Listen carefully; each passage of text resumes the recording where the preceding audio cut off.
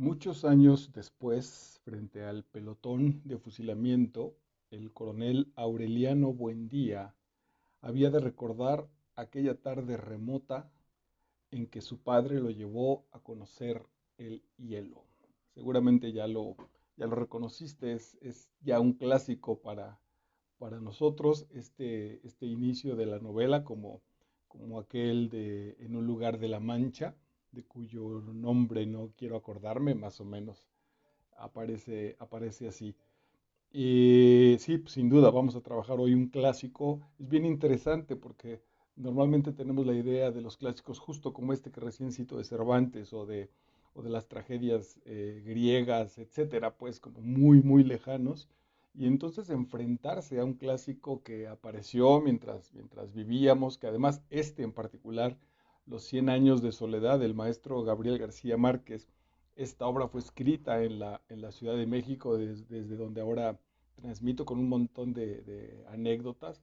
No deja de cargar cierta emoción, como de ser testigos de este nacimiento, que es sin duda el juez más brutal de las obras literarias, artísticas en general, que será el tiempo y las sociedades que se sigan enfrentando a ese evento artístico, le determinarán el lugar o no. No tenemos garantizado que se vuelva pues como Cervantes y sus 500 años en la existencia de la literatura o la trascendencia de los griegos. No sabemos si este 100 años de soledad dentro de 300 años se seguirá leyendo. Yo creo que sí, pero bueno, no es ninguna garantía. Entonces, ¿cómo entrarle a un texto de este nivel? Yo me voy a apoyar, además para hacerlo relativamente breve y con la finalidad de este espacio de Master Vidal de YouTube, de básicamente generar, sin duda sí, hacer un seguimiento relativamente claro de las obras en el caso de las complejidades que muestren en los niveles de lectura, desde el básico hasta el asunto mítico y espiritual que sin duda está puesto en esta obra. La otra línea importante es que vayas a leer este texto, que si por ahí hay algunas dudas, que esta cápsula apoye un poco el asunto de decir, a ver, por dónde va más o menos, qué es lo que tendría que ir encontrando, qué es lo que tendría que ir reconociendo en un texto tan relativamente complicado como o como son los 100 años de soledad, narrados, pues, puestos en esta maravillosa novela. Vamos a hacer para eso el seguimiento básico que hizo Mario Vargas Llosa. Mario Vargas Llosa escribe un texto que se llama Historia de un deicidio, historia de un asesinato de un dios.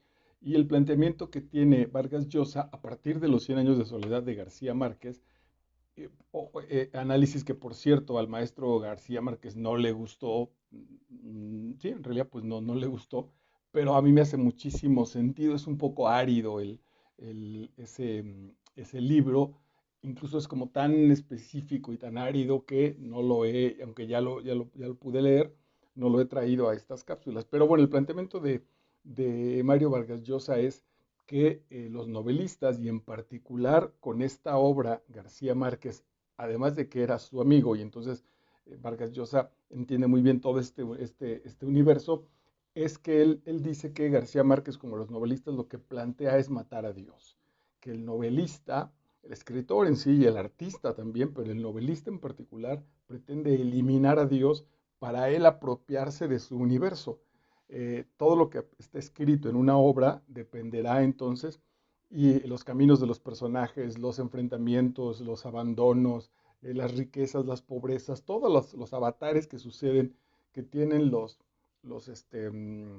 personajes, pues, los destinos que se mueven mientras los leemos, dependen del autor, básicamente. Entonces él es quien decide eliminarlos o no. Y también sobre eso hay toda una larga tradición del mismo Cervantes que juega en su novela, en El Quijote de la Mancha, juega a el asunto de que le hace decir al Quijote que hay una novela que está apareciendo sobre las aventuras de él mismo, que es una genialidad, mientras el personaje literario está viviendo por nuestra lectura, él es capaz de reflexionar y de anunciarnos que hay una novela apócrifa a partir de lo que él está viviendo con sus aventuras. Es la novela enredada ahí con los asuntos de la vida.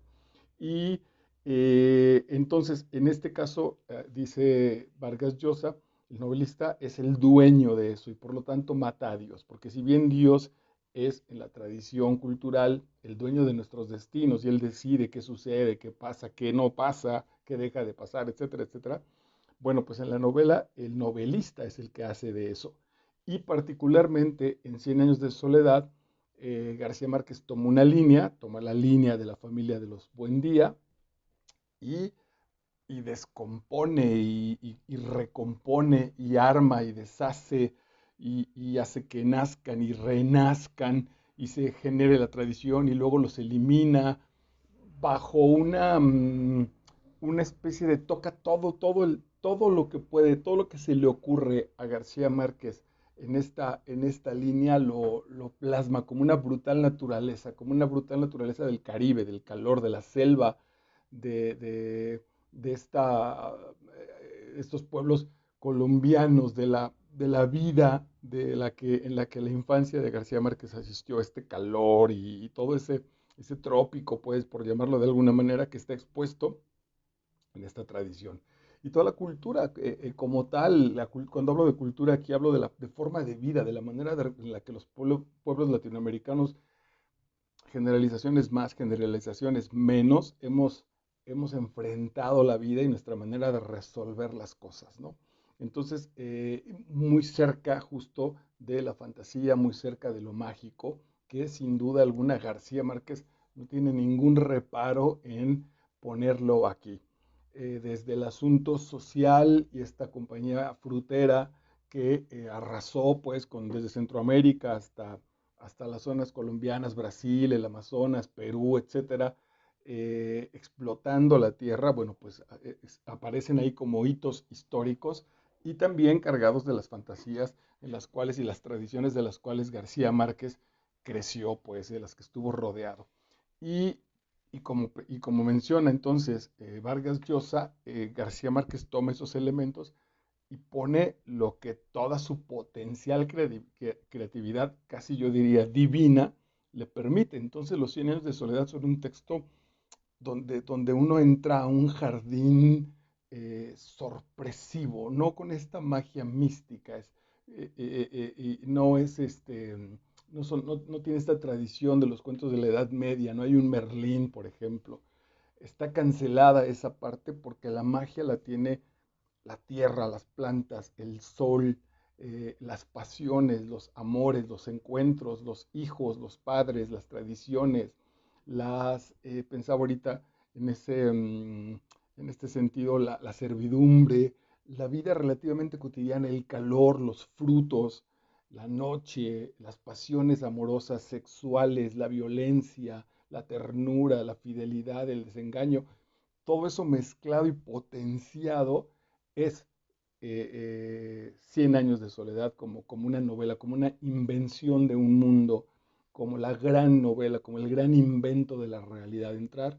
Entrar a los Cien años de soledad es entrar a un universo eh, eh, en términos como de una línea a seguir, pues a García Márquez le bastó con las generaciones de estos Buen Día. Los Buen Día un día se mueven y descubren Macondo y a partir de ahí él suelta todo ese universo divino desde el asunto del manejo de los destinos, que es lo que plantea Vargas Llosa, ¿no? Y unido, como te digo, a su tradición cultural, mágica, política, y entonces se crea este mundo, literalmente este mundo, este universo que van a ser los Cien años de soledad. Y que terminarán también porque justo se acaba esa saga. García Márquez decide ponerle fin y dice, ok, la saga esta, las generaciones de los Buendía acabarán aquí, este árbol terminará por secarse y morir como los universos, como la vida, como nuestro cuerpo, como nuestras experiencias. En ese sentido es profundamente poderosa esta novela. En la cosa narrativa, pues no hay más, es quizá también ahí complicado, es una novela, eh, eh, es apasionante, pero hay que tenerle respeto. Me parece que sí es como entrar a una selva o entrar a un mar en la noche relativamente picado, un mar profundo, un océano, una playa revoltosa, agresiva en muchos sentidos. No es un asunto fácil, hay que tenerle paciencia. Y de ahí también yo creo que los extremos, quien la abandona porque dice no habla de nada y no le estoy entendiendo y ya me revolví con tantos nombres, y quien se regodea en ese proceso, ¿no? Hay toda una serie aquí en YouTube y en estudios impresos sobre García Márquez, sobre, yo recuerdo a alguien relativamente cercano a mí, que cuando estudió en su escuela Los 100 años de soledad, les mandaron a hacer un mapa de familia y que aparece uno también en los estudios de García Márquez, hay una editorial que lo tiene, del árbol genealógico, ¿no? Y a él le apasionaba mucho cómo fulano de tal tuvo que ver con otro y que era primo y cuántos hijos tuvo, una especie de cuestionamientos a mí me parecen relativamente insustanciales, no aportan nada al gran elemento, pero que sin duda los tiene, pues en la riqueza maravillosa. Si yo fuera un investigador botánico y entro a esta selva, seguramente la pasaría muy bien poniéndole nombres a la infinidad y a la diversidad brutal de plantas, flores, frutos que aparecen en eso. Eso es el asunto de los 100 años de soledad. No hay propiamente una historia que seguir.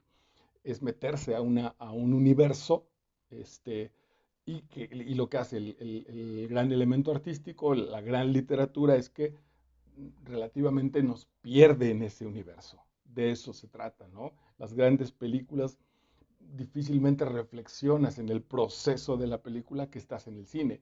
El gran cine lo que intenta es que cuando empiece la proyección, el teatro hará lo mismo, te sientas parte de esa historia, como testigo, pues, pero parte de ahí, no hay otra realidad. Tus problemas, lo que quieras, lo que tengas que resolver de manera cotidiana a la salida del cine o a la salida del teatro, aparecerá en ese momento, porque hoy toda tu atención en este momento, en ese tiempo, en esa cápsula de tiempo guardada en el gran tiempo, estás metido en resolver o en este caso en continuar la lectura de los 100 años de soledad y revisar qué está pasando con todas las pasiones y los encuentros que ya te he mencionado.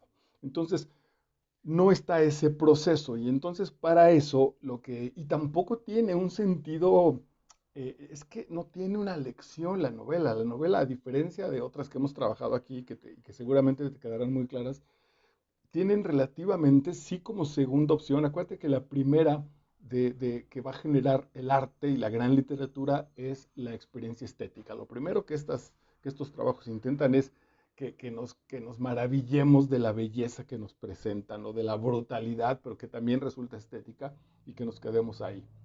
Y muchas de otras obras traen una historia, traen el seguimiento del Quijote de la Mancha o traen una especie incluso hasta como de mensaje, el cual hay que seguir. En la línea que trabajamos en este canal, bueno, pues tenemos esos niveles de lectura para poder alcanzar a decir, ah, mira, el retrato del artista adolescente es un camino espiritual que te va a permitir a ti, simple mortal, acercarte a la divinidad, a la experiencia de la belleza, etcétera.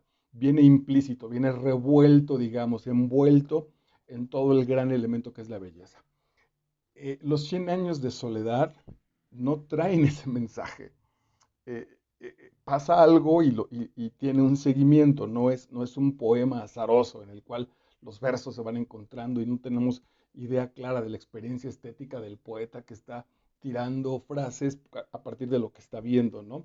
No me ha acercado a profundidad, pero tampoco es el Ulises de Joyce, donde nos enfrentamos a los pensamientos cruzados en términos cronológicos de un personaje, 24 horas de pensamientos, pues por eso también incluidos sueños, deseos, etcétera. La novela de Joyce también es un monumento y es brutal en en su intento de escalarla. Bueno, caminar por esta selva en ese sentido no es sencillo porque no hay un camino propiamente puesto cual ir. Y tiene que ver mucho también pues, con nuestra propia determinación como seres latinoamericanos y mágicos. Nuestros abuelos se movían así, nuestras vidas en muchos sentidos siguen siendo así, ridículas, absurdas, exageradas. Basta ver aquí en México le llevamos esta temporada, hoy es 27 de diciembre del año 2022, esta temporada del 12 de diciembre, una celebración religiosa al famoso puente y del desmadre y el relajo y el descanso y todo, que acaba con el asunto de los niños, de los Reyes Magos con sus regalos para los niños. Ese proceso, cuando te metes a vivirlo, digamos, a relativa profundidad, es casi mágico, es absurdo. Esta temporada es rarísima bajo la visión de una cultura organizada, seria, disciplinada, pues evidentemente en México y de ahí en nosotros para abajo en el continente es enloquecedor las reacciones que podemos ir generando. Bueno, entonces a partir de esto, entrar a esta selva, yo hoy he puesto 10, 12 quizá citas de extractos de la novela y bueno, iré compartiéndolos contigo. Todo esto tiene como solo como el fin de irnos asomando a esta botánica, a esta brutalidad de colores y de flores que nos ofrece el meternos a esta selva, a este pasillo que son los 100 años de soledad de esta familia. Y bueno, la primera también se arranca. García Márquez decía que una buena novela en su principio ya tiene contada la historia, ¿no? Como los estudios de Shakespeare también o sobre Shakespeare que dicen con los primeros textos tú ya te podrías ir a tu casa y ya sabes de qué va a tratar. Aquí lo importante es que estás, dice en el caso de Shakespeare, que estás en la punta de una montaña para provocar una avalancha y te esperas a que la avalancha se desencadene, no tiras la piedrilla o la bola de nieve y te vas.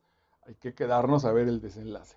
Y esta es un clásico, y es un clásico además porque juega de una manera brutal con el tiempo. García Márquez en ese sentido sí era un maestrísimo. En dos renglones, dos, tres renglones, trabaja los tres tiempos.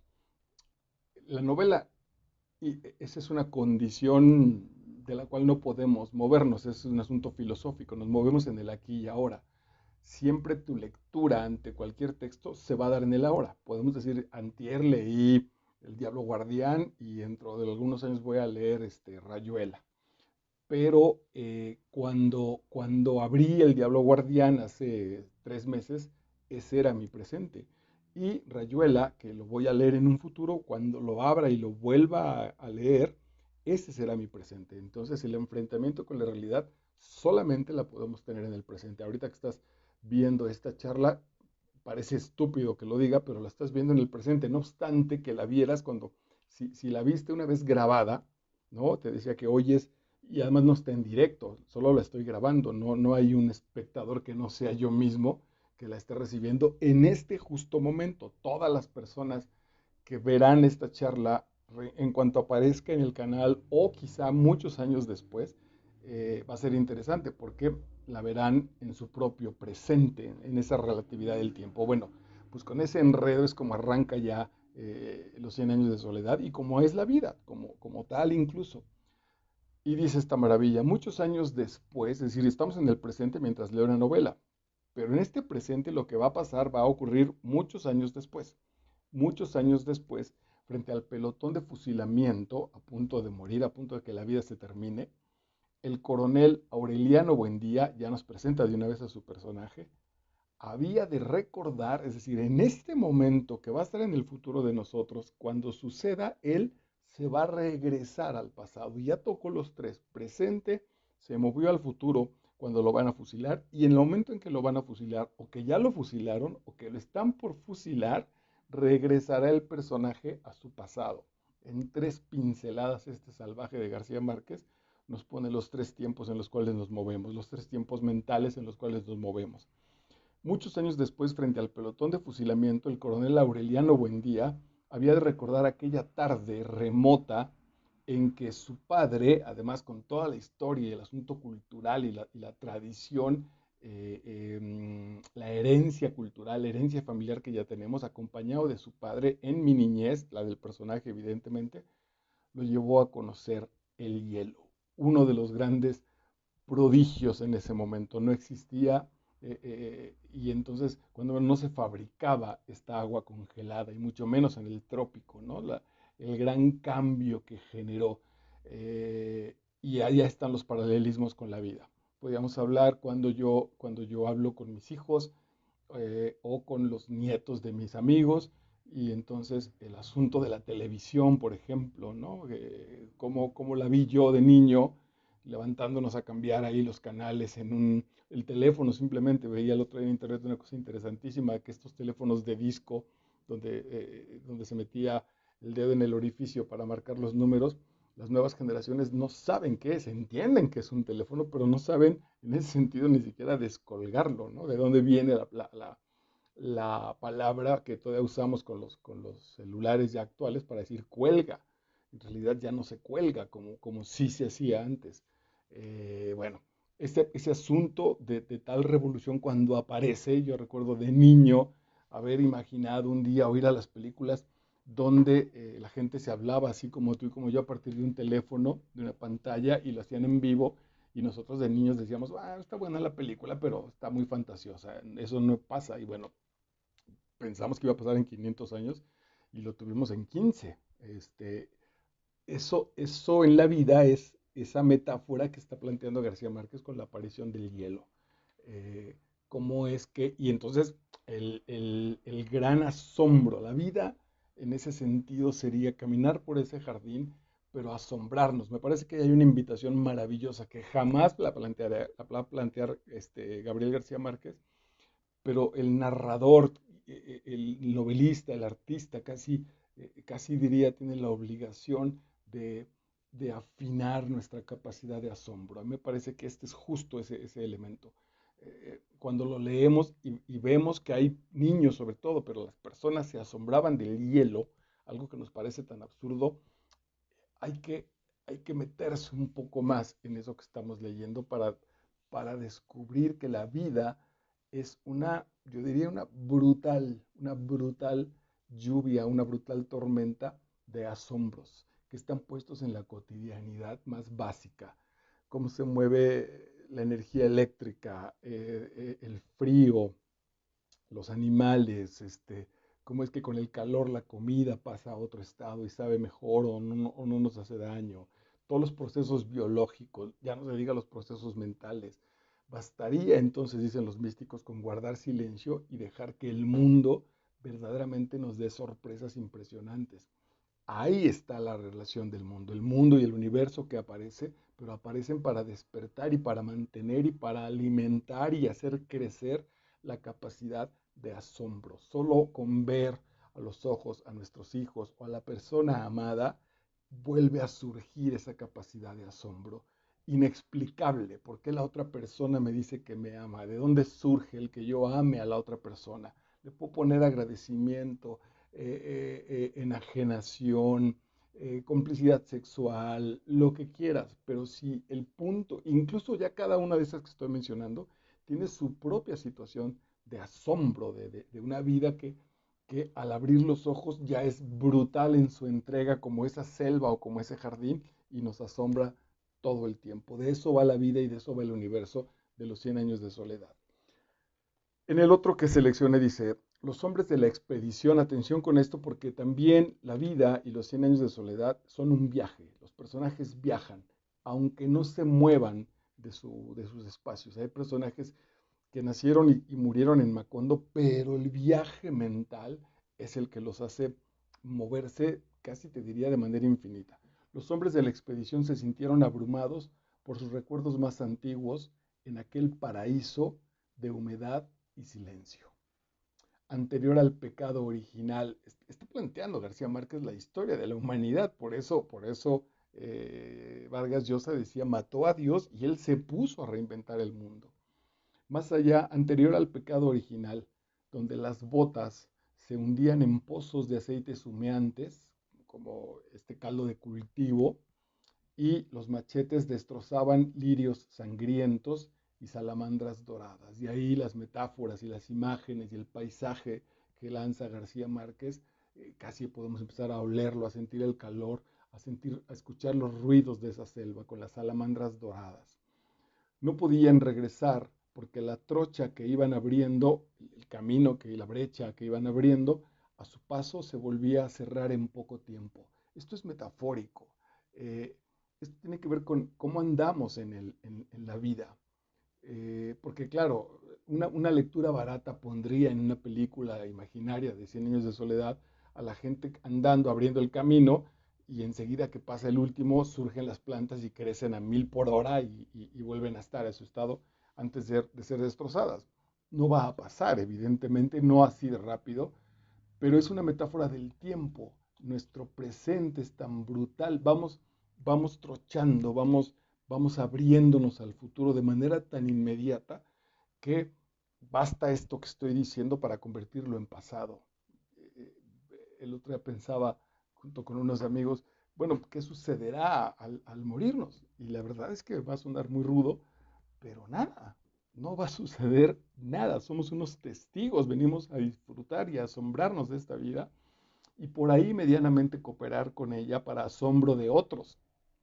Entre ser el trauma de alguien o ser una capacidad, una posibilidad de asombro de alguien, ahí está toda también la disposición ética de la libertad que cada uno vivimos. Pero este asunto del pueblo o este grupo de hombres abriéndose camino en la selva y una vez que pasan, las plantas vuelven a surgir, es el tiempo, porque el tiempo es implacable, el tiempo lo, lo, lo vamos abordando y enseguida se cierra, no se queda abierto cual una cicatriz o cual una brecha. Lo que voy diciendo ya está puesto en el pasado. Hay por ahí incluso algunos textos que hablan justo hasta que de literalmente ni siquiera tiene existencia porque está puesto en el pasado ya como tal. En Matrix, esta peli dice, nosotros solo venimos a recapacitar sobre las decisiones que ya hemos tomado. Bueno, ujú. Era una noche densa, sin estrellas, pero la oscuridad está impregnada por un aire nuevo y limpio. En esta oscuridad universal, la posibilidad de lo que nace, la posibilidad de lo que se crea, es la previda como tal. En vez de andar pensando en tus alocadas novelerías, le dicen a uno de los personajes, debes ocuparte de tus hijos, replicó, míralos cómo están, abandonados a la buena de Dios, igual que los burros. Ahora esa parte animal que nos pertenece, la cual tenemos nosotros, que si no nos encargamos de cuidar, de civilizar en algún momento para mejores experiencias, nos quedamos atorados en esa animalidad como tal, sin querer faltar al respeto ni mucho menos al concepto de la naturaleza bruta como aparece en la vida. Parte del asunto mágico en esta novela. Una cola de cerdo. Se aman, el amor, la libertad, el amor y las posibilidades, me parece que son tres grandes valores de los 100 años de soledad. El amor solamente es brutal porque solamente los personajes lo asumen, lo viven y sufren, o no lo asumen, no lo viven, pero de todas maneras sufren. Tremendo. Se conocen dos primos hermanos, y tienen temor de que se aman, se apasionan uno del otro y tienen temor de que sus hijos nazcan con colas de cerdo. Y aún así se arriesgan, digamos, ¿no? En esa gran aventura amorosa. Una cola de cerdo. José Arcadio Buendía, con la ligereza de sus 19 años, resolvió el problema con una sola frase. No me importa tener cochinitos, siempre que puedan hablar. Así que se casaron con una fiesta de banda y cohetes que duró 3 días. El gran riesgo del amor. Eh, no me importa, te amo y si estos son capaces de generar tantito entendimiento, aunque mis hijos nazcan con cola de cerdo, venga. Esa es posiblemente incluso la gran irresponsabilidad de la existencia. Porque la existencia no es cuadrada, no tiene una meta, no tiene una finalidad, casi te podría decir, no aspira a la perfección porque en sus imperfecciones ya está contenida esa perfección. Venían del otro lado de la ciénega, a solo 2 días de viaje, donde había pueblos que recibían el correo todos los meses y conocían las máquinas de bienestar. El paso ahora de la civilización, ¿no? Cómo la civilización y su técnica y su maquinaria nos hace y la hacemos. Eh, Casi te diría que está aquí, hace un paralelismo con la visión marxista de la historia, con las propuestas de este asunto de que la naturaleza nos hace y nosotros también hacemos a la naturaleza. Úrsula no había alcanzado a los gitanos, pero encontró la ruta que su marido no pudo descubrir en su frustrada búsqueda de los grandes inventos. No obstante que estos inventos llegan, que son muy importantes estos descubrimientos en Cien años de soledad, los personajes cohabitan con esa tecnología y cohabitan desde sus grandes pasiones, desde sus tremendas frustraciones. El amor, la soledad, pues no hay máquina que lo vaya a resolver. No sé si ahí estamos condenados los hombres a esa situación. Pensaba ahorita rápidamente en Blade Runner, por ejemplo, este asunto de las máquinas. De todas maneras, las películas y las novelas de máquinas y del futuro siguen hablando del amor, del miedo a quedarme solo, del apasionado que estoy por una mujer o por un hombre, etcétera, etcétera. La liberación de los pájaros que desde la época de la fundación alegraban el tiempo con sus flautas y la instalación en su lugar de relojes musicales, la naturaleza cediendo paso a la tecnología en todas las casas. El hombre ha venido a hacer ese mundo, a hacer ese universo, y se ha relativamente engañado pensando que nuestra gran creación está en las cosas mecánicas, está en terminar con un pastizal, terminar con una selva y poner edificios, por ponerte un ejemplo muy básico. Allí no está, no hemos sabido encontrarlo, por eso seguimos en soledad. Llegó a los 20 años sin aprender a leer y escribir, sin servirse de los cubiertos en la mesa, paseándose desnuda por la casa, porque su naturaleza se resistía a cualquier clase de convencionalismos. Y entonces los personajes que rompen con eso, los personajes que en este universo dicen, yo me quedo natural, yo me quedo así, yo no entro a esta conversión del mundo a partir de la inteligencia que nos dieron. No juegan a eso. Por eso no sabe usar los cubiertos, se pasea desnuda por la casa. Vieron hechizados el tren adornado de flores que por primera vez llegaba con 8 meses de retraso. El inocente tren amarillo, esa es una gran frase, el inocente tren amarillo que tantas incertidumbres y evidencias y tantos halagos y desventuras y tantos cambios, calamidades y nostalgias había de llevar a Macondo. El contacto con los otros va a generar eso, va a generar cambios, calamidades, nostalgias, halagos, desventuras, pero ese contacto es irremediable, porque a diferencia, no sé si lo diga con precisión, de los elementos naturales, la conciencia es el gran regalo de nosotros, y esa conciencia implica estos elementos de sufrimiento. La búsqueda de las cosas perdidas está entorpecida por los hábitos rutinarios y es por eso que cuesta tanto trabajo encontrarlas. Eso lo dice un personaje, creo que es Remedios, que se queda ciega y su familia tarda muchísimo en darse cuenta que ella es ciega porque se ha acostumbrado tanto a dejar las cosas en el lugar preciso y a moverse por su casa que la familia no se da cuenta que ella ya no ve. Es tal el nivel de la cotidianidad, de lo rutinario en los movimientos, que ya no vemos la realidad, ya no nos asombramos. Y yo, por otro lado, creo que aquí con esta frase, García Márquez le está rindiendo una espléndida flor, un gran homenaje a El Busca del Tiempo Perdido de James Joyce, perdónenme, de Marcel Proust, que seguramente apunta a partir de eso. Ambas acciones han sido una lucha a muerte entre un amor sin medidas y una cobardía invencible. Ahí está otra vez la tremenda apuesta. O amas sin medida o eres un cobarde invencible. Y había triunfado finalmente el miedo irracional que Amaranta le tuvo siempre a su propio y atormentado corazón. Otra vez, hay quienes se arriesgan y sufren y les va de la fregada en este universo, y hay quienes no, quienes prefieren quedarse sin movimiento y también les va de la fregada en este universo, como Amaranta, que le tuvo siempre miedo a su propio y atormentado corazón. La historia de la familia era un engranaje de repeticiones. Atención con eso, ahí hay un secreto de los 100 años de soledad. De repeticiones irreparables. Una rueda giratoria que hubiera seguido dando vueltas hasta la eternidad. De no haber sido por el desgaste progresivo e irremediable del eje. Se perdió en la nada, como nos vamos a perder nosotros, como nos vamos a reintegrar a la tierra y vamos a avanzar en el tiempo sin mayor conciencia que esto que le llamamos presente, que esto a lo que le llamamos vida. Genial. En cualquier lugar en que estuvieran recordarán siempre que el pasado era mentira. Esto es brutal. En cualquier lugar en que estuvieran recordarán siempre que el pasado era mentira. El pasado era mentira porque el pasado solo es la historia que me conté de eso que sucedió. Ya ni siquiera es real. Que la memoria no tenía caminos de regreso. Que toda primavera antigua era irrecuperable. Y que el amor más desatinado y tenaz era de todos modos una verdad efímera. Por más seguro que esté de algo, en este caso del amor incluso, es efímero.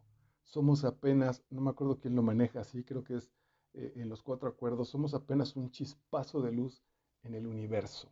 Apenas hacemos así un segundo, menos de un segundo, eso somos en nuestra historia.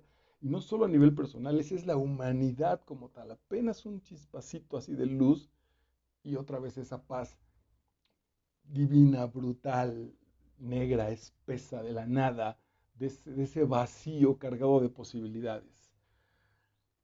Melquíades no había ordenado los hechos en el tiempo convencional de los hombres, sino que concentró un siglo de episodios cotidianos, de modo que todos coexistieran en un instante. Y ahí está la apuesta con respecto al tiempo, y ahí están las profundidades de una enorme obra como esta de García Márquez, incluso en muchos sentidos adelantada al asunto místico y al asunto del New Age, por ejemplo, ¿no? Te acabo de poner los dos, este brutal paso del tiempo en el cual somos nada, o este asunto que por más que intentemos organizarlo en nuestras convenciones, no funciona, porque está aquí se parece, no sé si, seguramente sí, a la Aleph de Borges, el Aleph de Borges, todo puesto en un presente mínimo en tamaño, ahí está puesto como tal incluso el universo de la existencia y de la conciencia. Y finalmente, pues vamos a cerrar y está la invitación radical, urgente, aunque sea con cuidado y poco a poco, de irse acercando a Los 100 años de soledad del maestro Gabriel García Márquez. El final de la novela, así como el principio es maravilloso, también el cierre es impresionante.